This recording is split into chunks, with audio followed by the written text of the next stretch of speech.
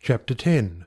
How I became the only personal pupil of the greatest mental scientist of the present day.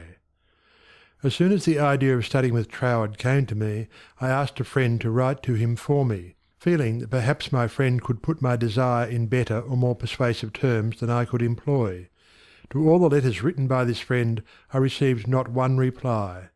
This was so discouraging that I would have completely abandoned the idea of becoming Troward's pupil, except for the experience I had that day on the street when my whole world was illuminated, and I remembered the promise, "All things whatsoever thou wilt, believe thou hast received, and thou shalt receive."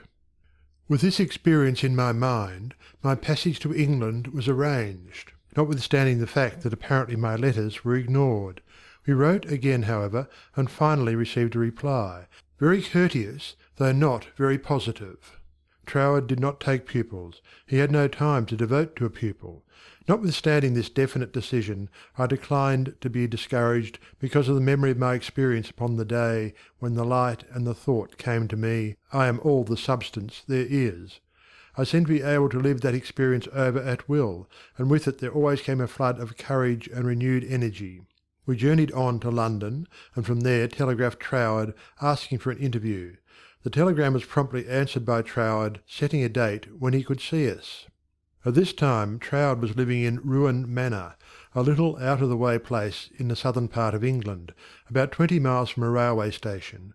We could not find it on the map, and with great difficulty Cook's touring agency in London located the place for us.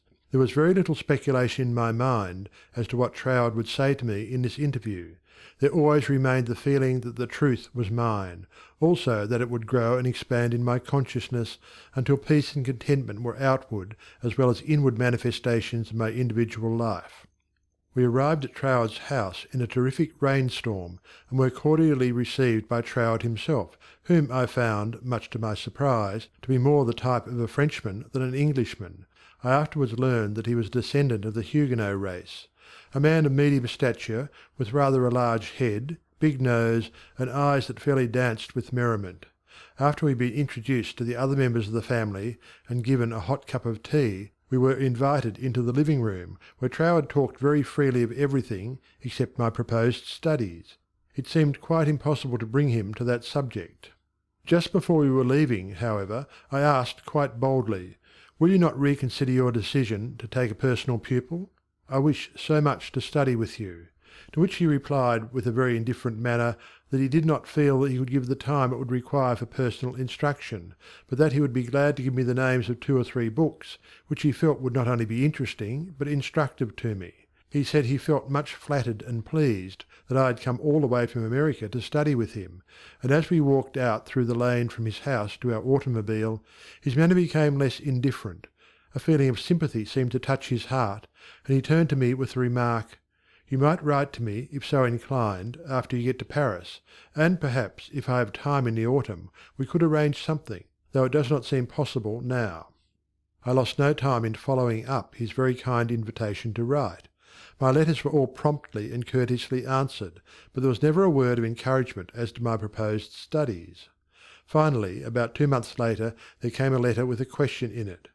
"What do you suppose is the meaning of this verse in the 21st chapter of Revelation?" 16. "And the city lieth foursquare, and the length is as large as the breadth. And he measured the city with the reed, 12,000 furlongs. The length and the breadth and the height of it are equal." Instinctively I knew that my chance to study with Troward hung upon my giving the correct answer to that question. The definition of the verse seemed utterly beyond my reach. Naturally, answers came to my mind, but I knew intuitively that none was correct. I began bombarding my scholarly friends and acquaintances with the same question. Lawyers, doctors, priests, nuns, and clergymen, all over the world, received letters from me with this question in them. Later answers began to return to me, but intuition told me that none was correct. All the while I was endeavouring to find the answer for myself, but none seemed to come. I memorized the verse in order that I might meditate upon it. I began a search of Paris for the books Troward had recommended to me, and after 2 or 3 days' search we crossed the river Seine to the Ile de Cite to go into some of the old bookstores there. They were out of print, and these were the best places to find them in. Finally we came upon a little shop that had the books there. These were the last copies the man had, consequently the price was high. While remonstrating with the clerk, my eye rested upon the work of an astrologer, which I laughingly picked up and asked, "Do you think Professor would read my horoscope?" The clerk looked aghast at the suggestion, and responded, "Why no, madame, this is one of France's greatest astrologers. He does not read horoscopes." In spite of this answer, there was a persistent impulse within me to go to the man. The friend who had accompanied me in my search for the books remonstrated with me, and tried in every way to dissuade me from going to the famous astrologer, but I insisted, and she went with me.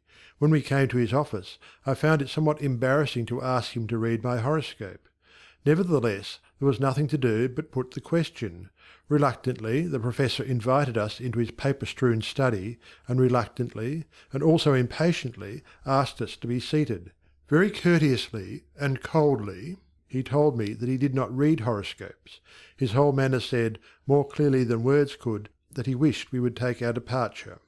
My friend stood up. I was at a great loss what to do next, because I felt that I was not quite ready to go.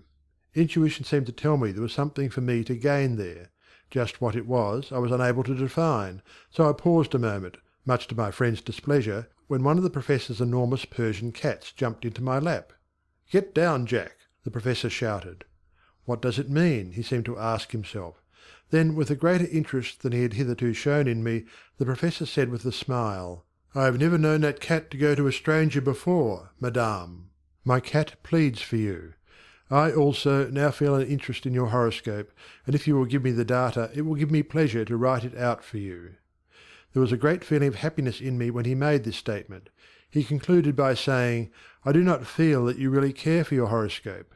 The truth of this statement shocked me, because I did not care about a horoscope, and could not give any reason why I was letting him do it. However, he said, "May I call for your data next Sunday afternoon?" On Sunday afternoon, at the appointed time, the professor arrived, and I was handing him the slip of paper with all the data of my birth, etc., when the idea came to me to ask the professor for the answer to the question about the 16th verse of the 21st chapter of Revelation. The thought was instantly carried into effect, and I found myself asking this man what he thought this verse meant.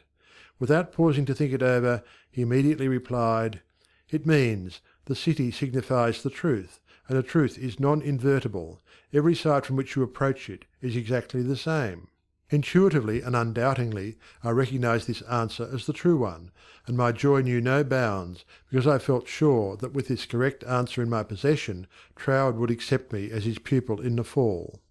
As the great astrologer was leaving, I explained to him all about my desire to study with Troward, how I had come from New York City for that express purpose, seemingly to no avail, until the answer to this test question had been given to me by him. He was greatly interested, and asked many questions about Troward, and when asked if he would please send me his bill, he smilingly replied, "Let me know if the great Troward accepts you as his pupil," and bade me good afternoon.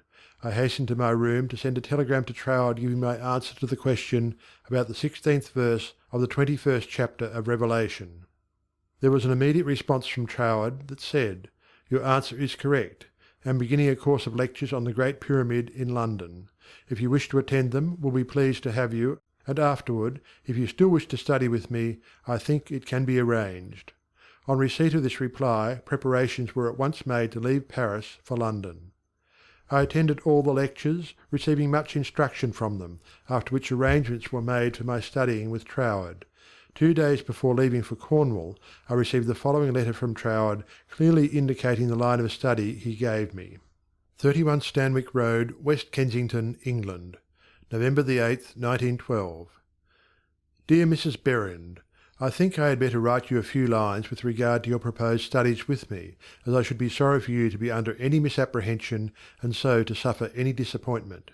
I have studied the subject now for several years, and have a general acquaintance with the leading features of most of the systems which, unfortunately, occupy attention in many circles at the present time, such as Theosophy, the Tarot, the Kabbalah, and the like, and I have no hesitation in saying that to the best of my judgment all sorts and descriptions of so-called occult study are in direct opposition to the real life-giving truth, and therefore you must not expect any teaching on such lines as these.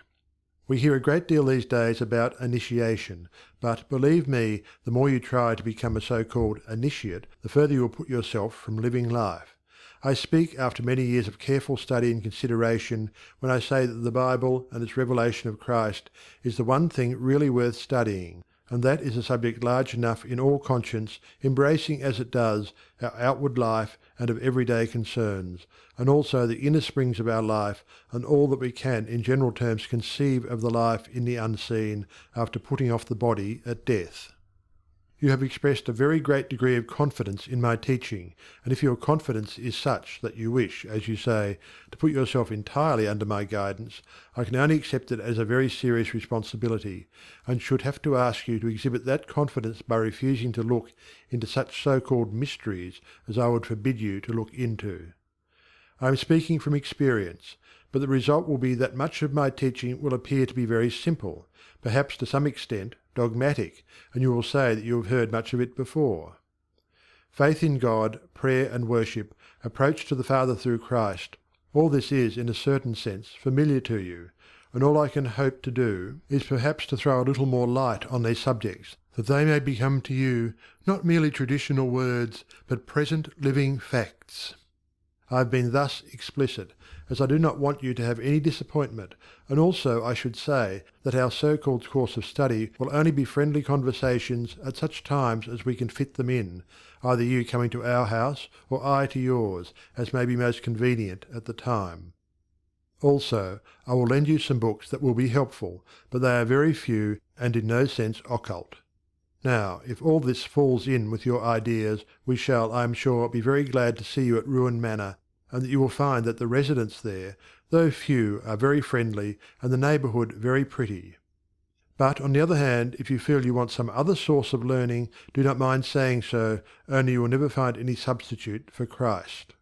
I trust you will not mind my writing you like this, but I do not want you to come all the way down to Cornwall and then be disappointed. With kindest regards, yours sincerely, signed, T. Troward. This copy of Troward's letter, to my mind, is the greatest thing I can give you. End of chapter 10.